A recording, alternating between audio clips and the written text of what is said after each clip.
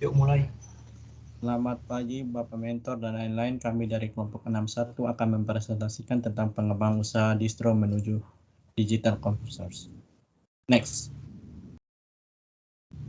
Untuk anggota kelompok kami yaitu dengan saya sendiri Ajorion Terawongso, Elias Magwadi Pamungkas, Lutan Pasasitorus, Pasius Demetanti, Carlo Febiano Wahyu Elta Junior, dan yang terakhir Agnes Natalia Putri Novita Bicaka. Next.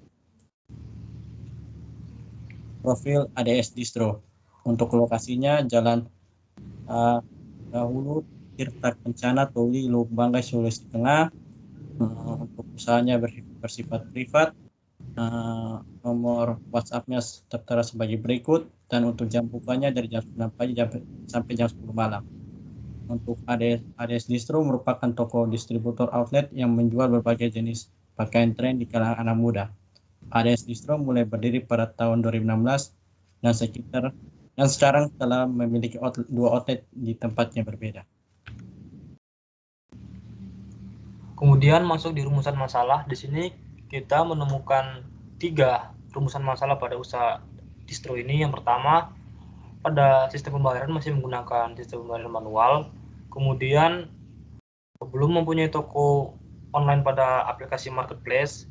Dan yang ketiga, belum menerapkan promosi-promosi pada media sosial. Kemudian untuk gagasan, solusi, dan tujuan di sini ada 3 juga. Pertama, solusinya kita menggunakan pembayaran menggunakan e-wallet dan e-money. Tujuannya apa? Agar transaksi lebih cepat dan mudah. Terus membuat toko online di marketplace seperti Shopee, Tokopedia, dan lain-lain. Tujuannya agar dapat menjangkau pelanggan sampai keluar kota tanpa harus datang ke toko. Jadi tidak perlu ribet lagi datang ke toko. Terus untuk mempromosikan produk di media sosial, tujuannya hampir sama, yaitu menjangkau masyarakat luas dan meningkatkan target pembeli. Kemudian kita masuk ke value proposition canvas pada usaha di distro ini. Di sini yang pertama ada gain creators, itu produk yang berkualitas membuat pelanggan puas, kemudian penjaga toko yang ramah, dan terdapat banyak pilihan kaos sesuai keinginan.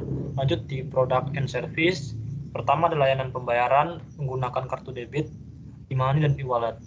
Kemudian ada layanan COD, ada layanan PO, dan pilihan pakaian yang beragam. Lanjut ke pen relievers, dapat melakukan pembayaran menggunakan e-money dan wallet, mendapatkan cashback ketika membeli banding tertentu, dapat membeli produk menggunakan aplikasi online shop, dan mendapatkan kompensasi dengan syarat dan ketentuan yang berlaku. Lanjut ke customer gain, di sini ada mendapatkan diskon dari setiap pembelian item, mendapatkan pelayanan berupa event khusus di hari tertentu, mendapatkan pelayanan yang terbaik, mendapatkan barang yang berkualitas dengan harga yang terjangkau, suasana yang tenang dan nyaman, dan menambahkan fitur pembayaran.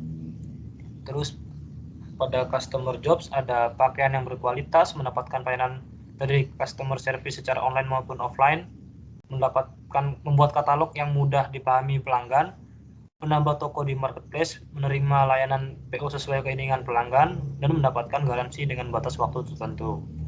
Dan yang terakhir ada customer pain. Isinya adalah cahaya yang kurang dalam fitting room, kemudian ada proses transaksi menggunakan debit yang lumayan lama, dan yang terakhir ada respon dari admin sosial media milik Adistro itu sangat lambat. Next.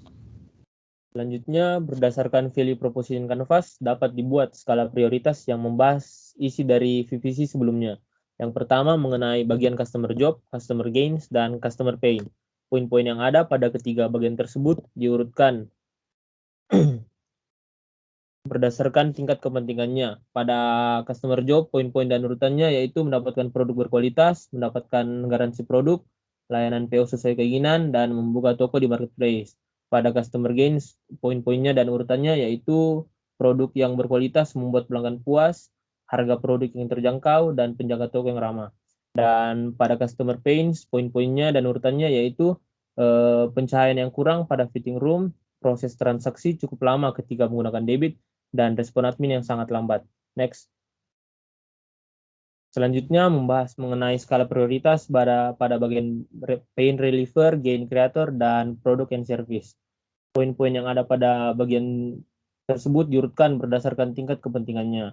Pada bagian pain reliever, poin-poin dan urutannya yaitu mendapatkan produk berkualitas, produk yang ditukar dengan syarat dan ketentuan yang berlaku, dapat membeli produk di marketplace, dan mendapat cashback ketika membeli bundling. Yang kedua adalah gain creator. Poin-poin dan urutannya yaitu terdapat banyak pilihan kaos, menambah fitur pembayaran online, peningkatan pelayanan ke customer, dan memberikan suasana yang nyaman. Dan yang terakhir adalah product and service. Urutannya adalah layanan COD dan pilihan pakaian yang beragam lalu layanan PO. Next. Kemudian berikut adalah ilustrasi value proposition dari ADS Distro. Yang pertama untuk product and service, yaitu penambahan opsi pembayaran dengan menggunakan sistem debit atau cash on delivery. Tambah juga sistem pre-order untuk memesan produk pada ADS Distro. Kemudian ada gain creators, yaitu pertama membuat kepuasan pelanggan dan juga pelayanan yang baik dari pegawai. Dan ada gain relievers, yaitu menambah pencahayaan yang cukup. Kemudian ada ganti sistem debit menjadi scan barcode dan menambah karyawan di bidang admin.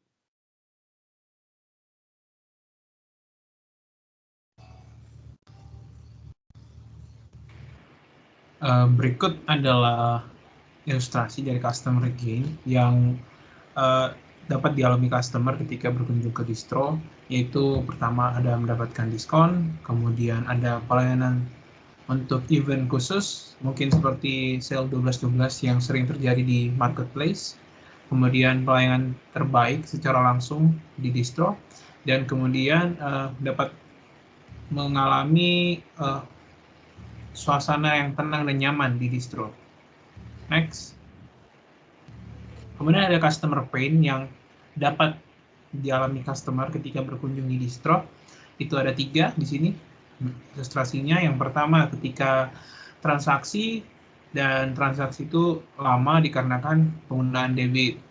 Kemudian ketika mencoba baju mungkin di fitting room karena cahayanya yang kurang, jadinya kurang puas ketika berkaca. Dan yang terakhir, respon admin yang lambat. Gitu. Next.